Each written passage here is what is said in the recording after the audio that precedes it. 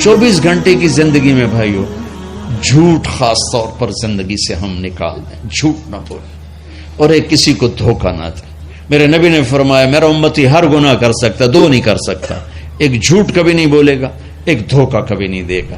تم جھوٹ نہ بولیں، دھوکہ نہ دیں، ظلم نہ کریں، زیادتی نہ کریں۔ ظلم و زیادتی سے اللہ کا غضب حرکت میں آ جاتا ہے۔ میرے نبی نے فرمایا من آذا ذمیا فقد آذانی، جس نے کسی غیر مسلم کو بھی دکھ پہنچایا تو اس نے مجھے دکھ پہنچایا، جس نے کسی غیر مسلم کو دکھ پہنچایا اس نے مجھے دکھ پہنچایا۔ میرے نبی نے تو اپنے ساتھ رہنے غیر مسلموں کے ساتھ اتنی رحمت للعالمین کا ثبوت دی۔ ہم ان کے برتن بھی الگ کرتے، وہ برتن کو ہاتھ لگانے میں کہ دھو، برتن دھو کے لاؤ، اتنی نفرت کا اظہار۔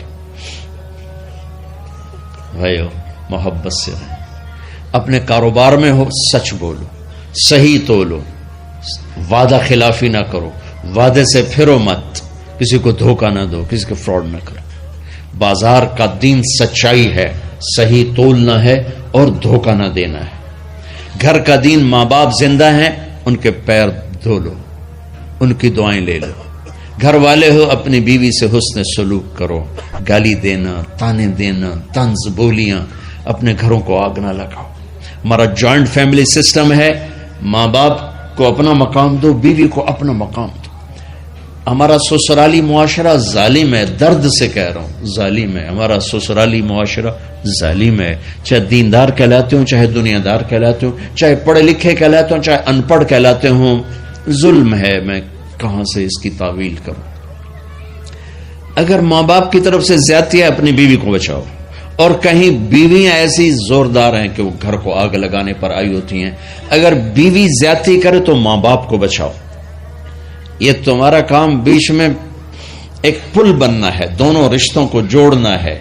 جس طرف بہنوں کی طرف سے زیادتی ہے بیوی کو بچاؤ، بیوی کی طرف سے اپنے دوسرے رشتوں کو بچاؤ۔ ہم اس میں افراط ہوتا یعنی کمی زیادتی کا شکار ہیں۔ کچھ ماں باپ کے پریشر میں بیویوں پر ظلم ڈھا دیتے ہیں، اور کچھ بیویوں کے پریشر میں ماں باپ کو ذلیل کر دیتے ہیں۔ یہ دونوں انسانیت سے دور کی چیزیں ہیں۔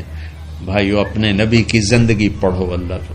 میرے نبی کی ایک حدیث سناؤں، میرے نبی نے فرمایا یہ جو میرے مدینے والے لوگ ہیں نا، یہ بڑے اچھے ہیں۔ ان کے گھر میں جب کسی کی ڈولی اترے نا تو اسے یوں لگتا ہے جیسے میں اپنے ماں باپ کے گھر ہی آ گئی۔ یہ چند دن پہلے میں نے حدیث پڑھی تو مجھے بڑا مزہ آیا کہ میرا تو مستقل مضمون میں بیان کرتا رہتا ہوں۔ آپ نے فرمایا کہ یہ جو میرے انصار ہیں مدینے والے، ان کے گھر میں کسی کی ڈولی آ جائے تو اسے یوں لگتا ہے جیسے اس کو اپنے ماں باپ اور ساس سسروں میں کوئی فرق ہی نہیں نظر آتا کہ یہ ایسے اچھے اخلاق کے لوگ ہیں۔ چلو اگر یہ نہیں ہو سکتا تو کم از کم یہ نفرت تو نہ ہو، لگائی بجھائی، لڑائی جھگڑے، طلاقوں کی شرح بڑھ چکی ہے صرف زبان کی بدتمیزی پر، صرف زبان کی بدتمیزی پر، صرف زبان کی بدتمیزی پر طلاقوں کی شرح بڑھ چکی۔ بھائیو اپنے اخلاق سے اپنے رشتوں کو جیتو۔ ماں باپ کا دل جیتنا ہے، بہن بھائیوں کا دل جیتنا ہے، اپنی بیوی کا دل جیتنا ہے اچھے اخلاق کے ساتھ۔ بیوی کے ذمہ خاوند کا دل جیتے اچھے اخلاق کے ساتھ، ساس سسر کا دل جیتے اچھے اخلاق کے ساتھ، اپنے بہن بھائیوں کا دل جیتے اچھے اخلاق کے ساتھ۔ میرے رب کی قسم تم چپ رہنا سیکھ لو، عزت تمہارے قدموں میں آ کے گرے گی۔ جواب نہ دو، چپ ہو جاؤ، اللہ عزت تمہارے قدموں پہ لا کے کھڑا کر دے، تمہارے قدموں میں آ کے اللہ عزت کو گرائے گا۔ اولاد کو عزت دو، اولاد کو عزت دو، اولاد کو عزت دو، ان کو ٹائم دو، پھر یہ ساری زندگی تمہارے غلام بنے گے۔ 3 سال کے بچے کو اسکول میں دھکا دے دیا، آیا تو ٹیوشن والے کے پاس بھیج دیا اور خود اپنے مزے کیے، تو یہ اولاد کبھی تمہاری نہیں ہوگی۔ انہیں ٹائم دو اور اولاد کی خواہشات کا خیال کرو۔ ان پر ایسے ماں باپ ہونے کی ایسی دھونس مت جماؤ۔ آج کل اولاد نافرمان ہے، آدھا قصور ماں باپ کا ہے، آدھا اولاد کا ہے، کہ یہ وہ شفقت اور وہ محبت اور وہ ٹائم نہیں دیتے، اس سے آگے بات خراب ہو جاتی۔ اور ایک بڑا حساس موضوع ہے، رشتے ناتوں میں اولاد کی رعایت کرو۔ اپنی اولاد کی پسند ناپسند کا خیال کرو، ان پر مسلط مت کرو۔ اولاد سے کہتا ہوں کورٹ کی شادیاں نہ کرو، عشق معشوقی کی شادیاں نہ کرو، یہ 99.9% ناکام ہو جاتی ہیں۔ زندگی اور چیز ہے، عشق معشوقی اور چیز۔ اپنے ماں باپ کی دعائیں برکتیں لے کر شادی کرو۔ لیکن ماں باپ سے کہتا ہوں اگر کہیں بچی کہہ دے میں نے نہیں کرنی یہاں، تو اللہ کے واسطے اس کی رعایت کرو، اس کو گائے بھینس نہ بناؤ کہ جس قلے نال مرضی جا کے بن چھڈو۔ انسان ہے، جانور نہیں ہے، انسان ہے۔ زندگی جس نے گزارنی اس کی رعایت کرو، اس کی رعایت کرو۔ اولاد سے کہتا ہوں ایسے لو میرج اور گرل فرینڈ بوائے فرینڈ ہمارا کلچر نہیں ہے، یہ ہلاکت اور تباہی کا راستہ۔ میں قربان جاؤں میرے نبی کہ صاحبزادی جنت کی عورتوں کی سردار کا رشتہ آسمان پہ طے ہو چکا ہے کہ علی کے ساتھ کیا جائے گا۔ خبر آ چکی، جبریل آ چکے ہیں کہ یا رسول اللہ فاطمہ علی کے لیے ہے، اور حضرت علی رشتے کا پیغام لے کر آئے ہیں، اور آپ فرما رہے ہیں انشاءاللہ۔ ہاں نہیں کی، کہا انشاءاللہ۔ ہاں تو ہو چکی ہے، انشاءاللہ۔ ہاں کیوں نہیں کی؟ ہاں ہو چکی۔ آپ کو سبق سکھانے کے، ہمیں شریعت سکھانے کے۔ گھر تشریف لے گئے، فاطمہ بیٹی علی کا رشتہ آیا ہے، ہاں کر دو۔ اللہ اکبر۔ جب جبریل آ کے بتا چکے ہیں کہ یہ رشتہ ہو چکا ہے آسمانوں پر، اللہ نے کہہ دیا ہے کہ فاطمہ علی کا کے ہاتھ میں دی جائے گی، پھر یہ کیوں پوچھ رہے ہیں بیٹی علی کا رشتہ آیا ہے، ہاں کر دوں؟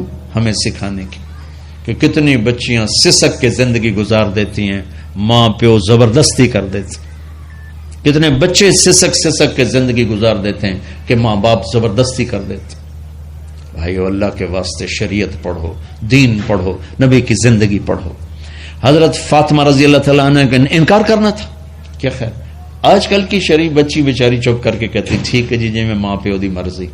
تو فاطمہ جیسی ہستی کوئی تصور کر سکتا ہے؟ کہیں گی نہیں، وہاں سے اقرار ہی تھا، لیکن ہمیں پیغام دینا تھا، سکھانا تھا کہ یا رسول اللہ جیسے آپ بس علی جاؤ لوگوں کو بلاؤ۔ پھر لوگوں کو بلایا، پھر آپ نے نکاح پڑھایا، پھر رخصتی ہوئی، بلا کر آپ نے فاطمہ کا ہاتھ پکڑا اور یوں علی کے ہاتھ میں دے کر کہا علی تمہیں نبی کی بیٹی مبارک۔ اور پھر فرمایا فاطمہ مجھے جو سب سے زیادہ محبوب تھا میں نے تیرا ہاتھ اس کے ہاتھ میں دے دیا۔ بھائی اللہ کے واسطے اپنی قومی زندگی سے نکلو، رواجی زندگی سے نکلو، پنجاب کی زندگی، پٹھانوں کی زندگی، بلوچوں کی زندگی، سندھیوں کی زندگی، یہ بت ہیں، ان کو توڑ کے نبوت والی زندگی، نبوت والی زندگی، نبوت والی زندگی وہ اختیار کریں گے، ہماری عورتیں بھی سکھی، ہمارے مرد بھی سکھی، ہماری اولاد بھی سکھی۔ تو سارے بھائی نیت کرتے ہیں نا اس کی انشاءاللہ، اللہ تعالیٰ ان کی بخشش فرمائے۔ تو آپ بھائیو ایک تو یہاں مرکز ہے اسماعیل، وہاں جایا کرو جمعرات کو، آپ کو فائدہ ہوگا۔ آپ کے پاس مسجد میں جماعت آ جائے، ان کے ساتھ بیٹھا کرو، اس سے آپ کو انشاءاللہ فائدہ ہوگا۔ مہینے میں 3 دن جایا کرو، اس سے آپ کو انشاءاللہ راستہ ملے گا۔ اور دعا سے پہلے اگر کسی سے لڑے ہوئے مستورات میں کوئی کسی سے لڑی ہوئی ہے یا آپ کسی سے لڑے ہوئے ہو تو کہ میں ہاتھ جوڑتا ہوں، مر جانے والی جگہ پہ کیا لڑائیاں، معاف کر دو، معاف کر دو، معاف کر دو، اللہ پہ چھوڑ دو۔ اپنے نبی کے ایک حدیث سنا کے دعا کرتے ہیں، آپ نے فرمایا مدینے والوں سے، مدینے والوں میرے بعد تمہیں تمہارا حق نہیں ملے گا، کیا کرو گے؟ کہا جی ہم تلوار اٹھائیں گے، حق لیں گے۔ آپ نے فرمایا اگر میں اس سے اچھی چیز بتاؤں کرو گے؟ کہا جی کیا؟ کہا حق کے لیے لڑائی نہ لڑنا، چھوڑ دینا اور حوض کوثر پہ آ جانا، سارے پورے کروا دوں۔ اب یہ وعدہ مدینے والوں کے ساتھ نہیں ہے، یہ وعدہ ہر اس امتی کے ساتھ ہے جو جھگڑے سے بچنے کے لیے حق چھوڑ دے۔ اپنا حق لو، کوشش کرو، لیکن اگر لڑائی کی شکل ہے واپس ہو جاؤ کہ یا رسول اللہ آپ کے حوالے۔ آپ نے مدینے والوں میں ہمیں بھی شامل کیا ہے، جس کا حق مارا جائے اور لڑے نہیں، چھوڑ دے، صبر کر جائے، میرے انتظار کر آنکھیں بند ہونے کا کہ میرا نبی تیرا وکیل ہوگا اور اللہ جج ہوگا، ہوں ویکھیا فیصلہ کہندا ہوندا ہے۔ پھر تم اپنے حبیب کو اپنا وکیل بنا، اب معاف کر دو، عورتیں بھی معاف کر دیں، آپ بھی معاف کر دیں، گلے لگو، امت بنو، محبت سے رہو، کیا 4 دن کی زندگی میں نفرتوں کی آگ بھڑکانا، محبت کے پھول بکھیر کے چلے جاؤ، کیا ظلمتیں پھیلانا، اپنے حصے کی شمع جلا کے چلے جاؤ۔